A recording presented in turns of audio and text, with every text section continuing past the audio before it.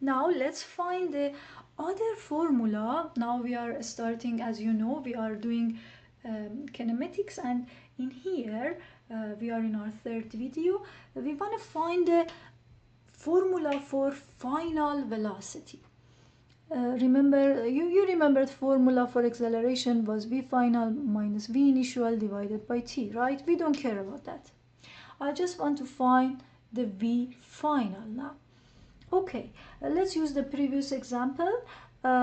You are moving 3 meters per second and your acceleration is 5, which means every second 5 is added to you.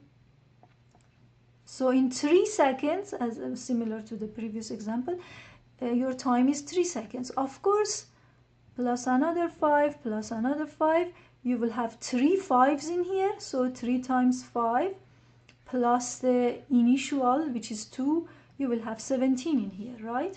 So the VF equals the V initial, which is 2 in this case, right? Plus A times T, so 5 times 3, which is in this case 15. So 2 plus 15 is 17, right? 2 plus 15 equals 17, and that's what I have here.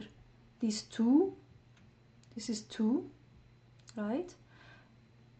And in here I had 5, and here I had 3, and of course my answer would be 17, right? I can easily substitute 2 plus 5 times 3. The V final would be 15 plus 2, which is V final equals 70 meter per second. So this is again a formula which you don't need to memorize. This formula you have to understand, and you can easily understand it because the V final is actually the V initial plus the A times T, and you can find it from the definition of acceleration. You can also find it mathematically from here. As you know, when T goes to the other side, if you want to isolate the VF, because your mission in here is to find the VF, right?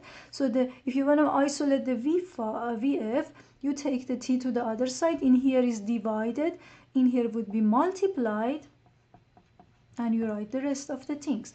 Then you have the VF here and AT here. This one goes to the other side. In here is taken away. It will be added in the other side, right?